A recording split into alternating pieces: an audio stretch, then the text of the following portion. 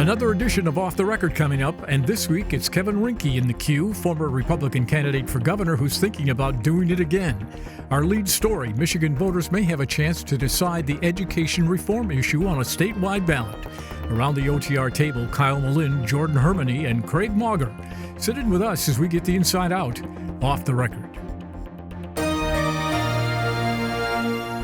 Production of Off the Record is made possible in part by Bellwether Public Relations, a full-service strategic communications agency partnering with clients through public relations, digital marketing, and issue advocacy.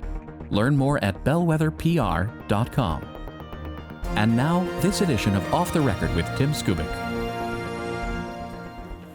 Thank you very much. Welcome to Studio C for Off the Record. Not one, but two potential statewide ballot proposals on education. Are you excited? I mean, it's quite a moment. I mean, all of these education proposals floating around. Yeah. Everyone's talking about education. There's so much to say about this, but one thing is, it shows the disconnect, I think, between where people are, voters, and where the legislature is at the moment. Everything in the legislature is, can we get a roads deal done? But all these other people, the people that are looking at the polls, the interest groups, they're talking about education. I asked a pollster in Michigan last week, I said, what is more important to voters? Would they rather see the money go to roads or schools? And he said, without a doubt, schools. Yeah. And that is a very significant thing, I think. Well, here's one of the proposed ballot proposals that would sock it to the rich to pay for the schools. Take a look.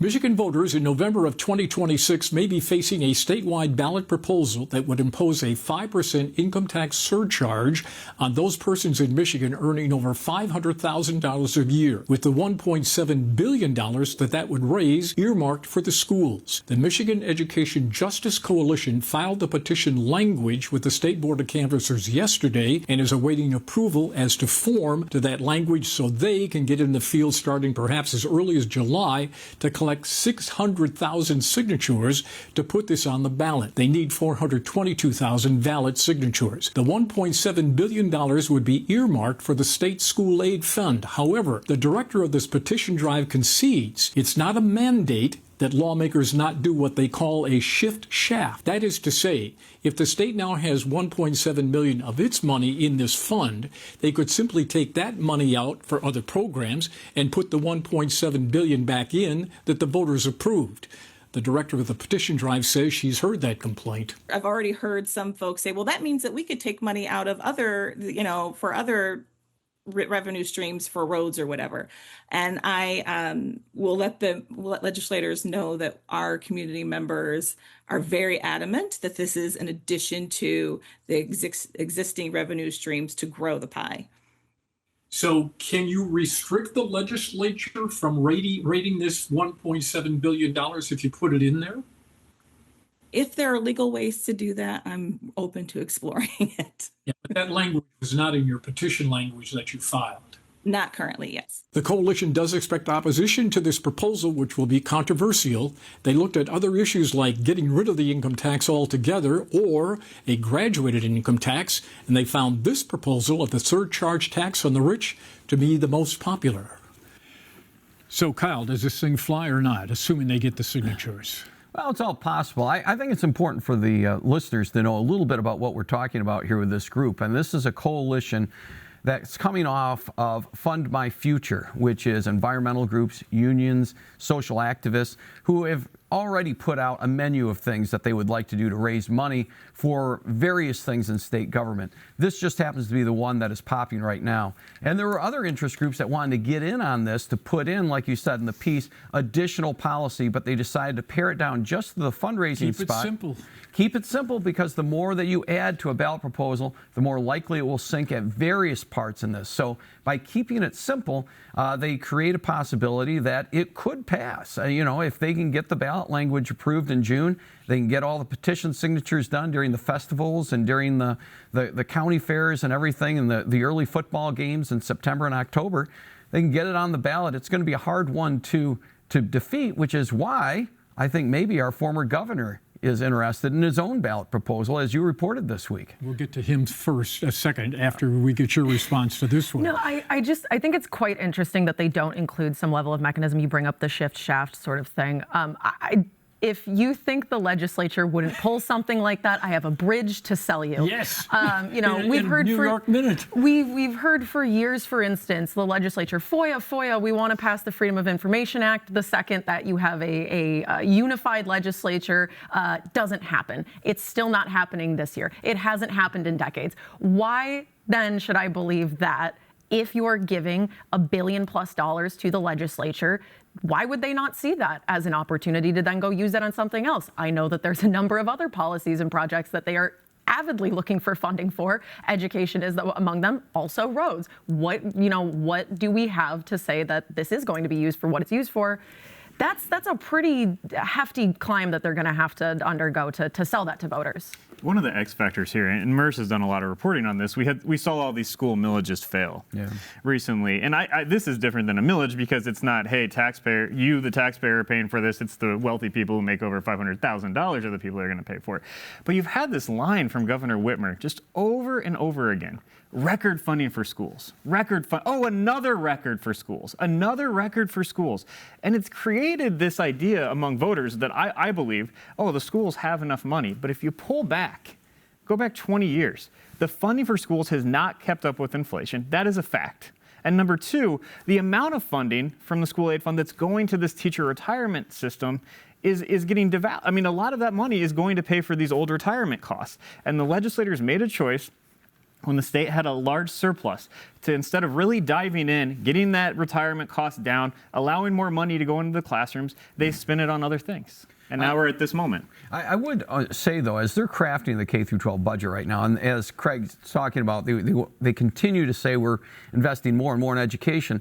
But some of these programs, like the free school lunch and breakfast program they created, they were able to do that because of COVID money. Yeah. And the COVID money is going away.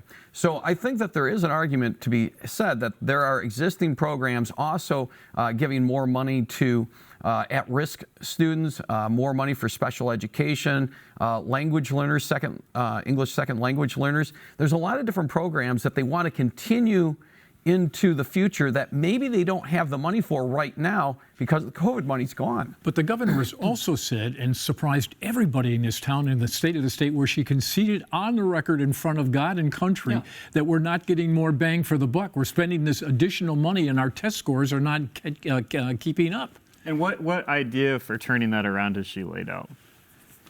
Well, that's a good question. I mean, she said we need some transparency and accountability, but it's this kind of moment that we're in where Michigan has dropped from being in the top 20 for fourth grade reading scores to being 44th. Out of the 50 states, we are now 44th for the proficiency level of our fourth graders. And there is not, at this moment, a very serious conversation happening within the halls of the Capitol about how to turn that around. And I think that should concern some people. All right, the director of this program that we just saw on the piece there will be on the show next week. But let's turn to Governor Rick Snyder, who surfaces and says, I got an idea. Why don't we do education reform, and I'll get on the bus and I'll sell this around the state, and you're smiling. Well, I'm smiling because, I mean, that sounds like a great idea from the business interest groups that are catching wind of this and saying, oh my goodness, the last thing we need is a big surcharge on a lot of our members. And so why don't we put together an education reform program that we could maybe put out as a competing proposal? I mean, I don't have any. I mean, this sounds. I don't think the two were linked. You don't think the two are linked? I'm not sure he knew this other thing was going on. I think it's the moment that we're in. You have a lot of people that have come to the realization that voters are upset about what's going on in our schools, and we have to do something about it. Talking to the candidates for governor, if you ask them uniformly, what is the most important issue? They all say education right now. John James, we got to do something about our schools. Jocelyn Benson is talking about schools. They've all picked Duggan at Mackinac Island. Yeah. It was all about schools. This is the topic right now of this moment. So can the governor put together this band and take it on the road?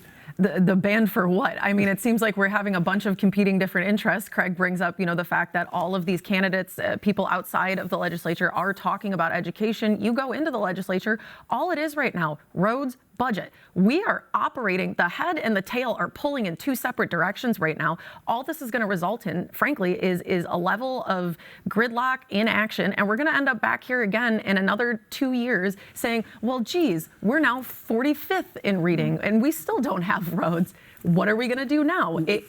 Someone has to step up. Yeah, Someone has to decide the priorities. When I talked to him, 2 things I said, people are going to say you're getting on the bus going around the state, you're running for something. He said, no, I'm not doing that. Okay, so we check that off the list. But secondly, he says, we're willing to talk about money, but I'm not going to lead with that. Okay, we need to come up with a package, something we can sell to the people, and then if we have to talk about raising new revenue, we will. So these 2 competing petition drives are the complete mirror opposite of one another.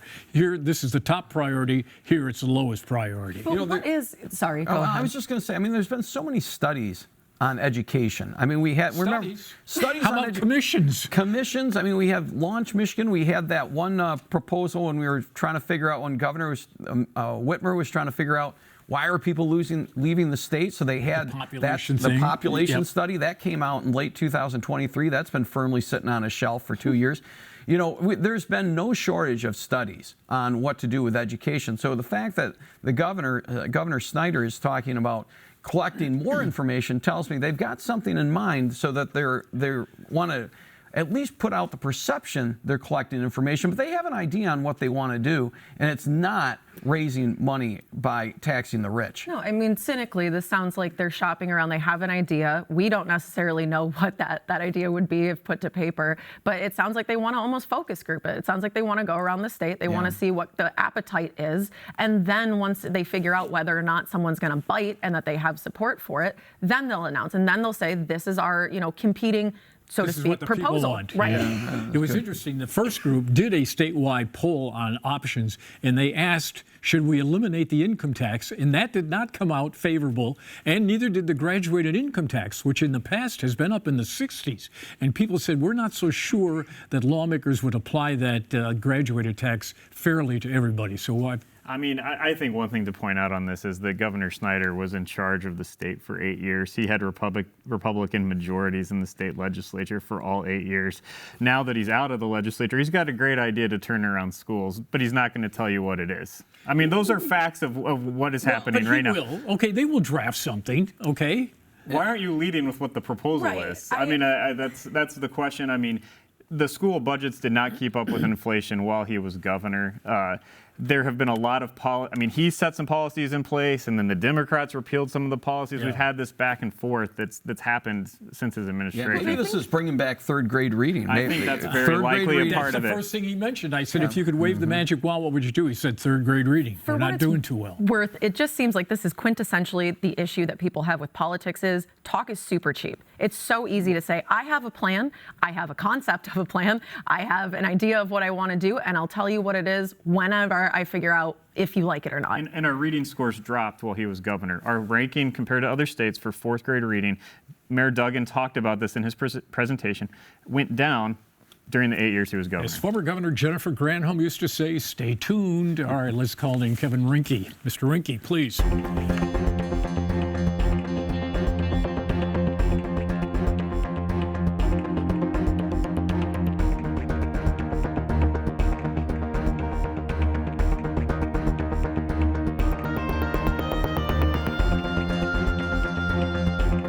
Good to see you, sir. Tim, good to see you. Listen, the last time you chatted about this issue, let's just cut to the chase on this governor thing and then get on to other stuff. You said there's a 50-50 chance that you would run for governor, and you clearly are interested. Has that number gone up since the last time you spoke to this issue? Not yet. Still 50-50? 50-50. Why isn't it 75-25? Why isn't it 90-10?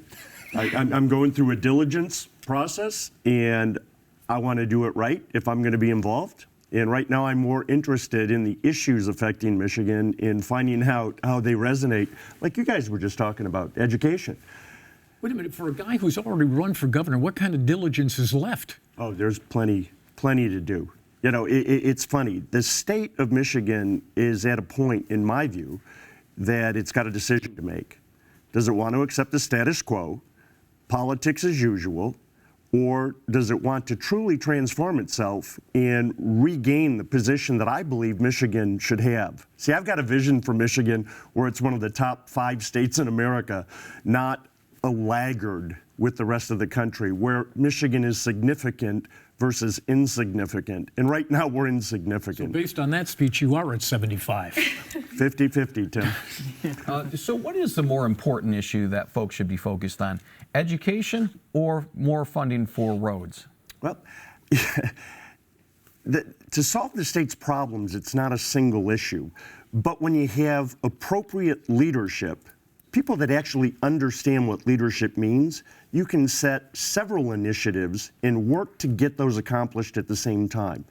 One of the things that government is there to do is to provide education for its children in the state. And we have done a poor-ass job of it. There's no other way to say it. There's excuses across the board from Republicans and Democrats, and it's time we fix it. And we can fix it. Does that mean raising more money for schools? No, we don't have a funding problem with schools. Let me do a little quick math for you. The average, roughly, income per student is $15,000 per student. And some people say it's closer to 12,000, but 15,000 simpler math. So You're talking about the funding? the funding per pupil. And MEA just came out and said that there are 30 students per classroom and that the classrooms are too full. Well, if you take 30 students times 15,000, that's $450,000 per classroom of revenue. The average income of a teacher in the state of Michigan is $69,000 right now. Let's round it up to 70. Where's the $380,000 per classroom, per school of money going? It's going to the teacher retirement system that has a huge amount of debt that the schools continue and the state has to continue putting money. It's going into transporting kids to the classroom. It's going into running the buildings. It's going into lunches and breakfast for the kids. And so the solution for education, Craig, that you're proposing, and that I'm not proposing anything. You asked where it's going, and I told you. Well, the people propose, I'm sorry, is to keep raising funding for schools. And I was driving by, and we're spending all sorts of money building new buildings.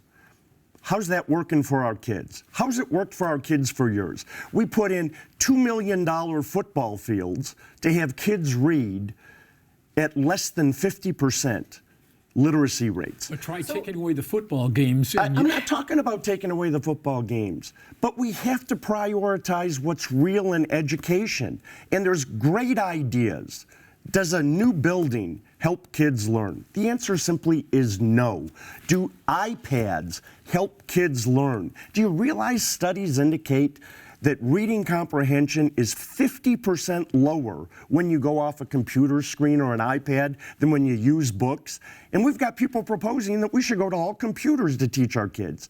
We have solutions. They're not fancy, but they require focus. Phonics is a reading-based solution. It's worked. It worked when it was implemented. In fact, America's highest reading scores were when public education mandated phonics.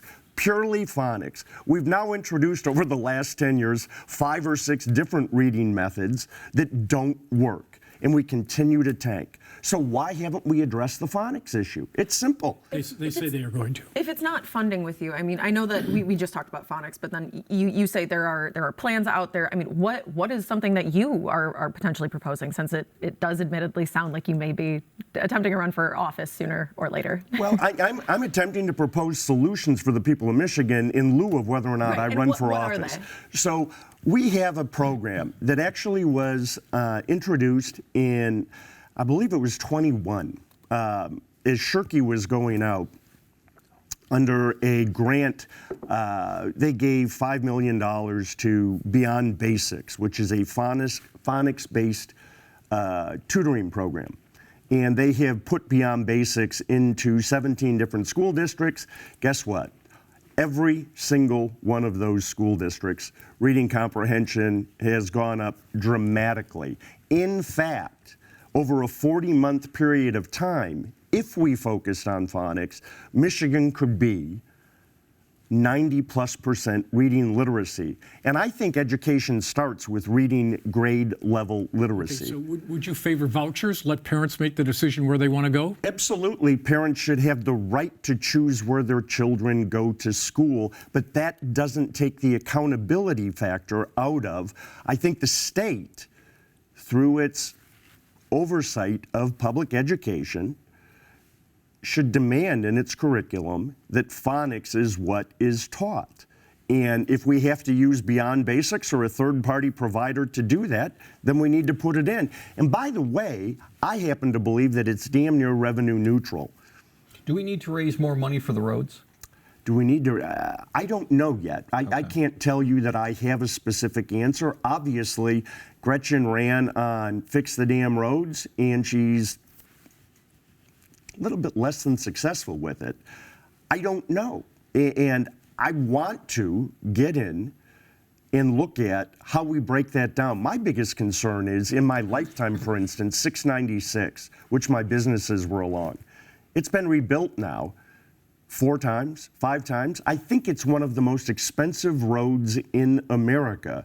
Why do we keep rebuilding roads that fall apart? Okay, how could you be a candidate for governor who ran once and now thinking about it now and not have a plan to fix the roads? Where have you been? I'm not saying that I'm not going to fix the roads. He just asked you how you were going to do it. He asked me if I had the specifics on it. And Tim, I want to sit down and to get the information on how we... Well, how come you didn't get the information when you were running before?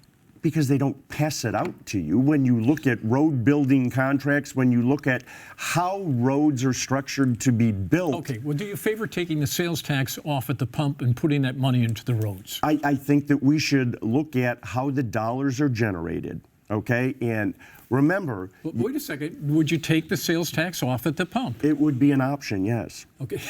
Well, so is getting up tomorrow morning, okay? Absolutely. I hope for you it is. I'm looking forward and for likewise. me. Okay, can I try a third time? You can try a third time. See, this is part of the problem. I want to take a very measured approach. And I'm on the outside. I'm a business guy.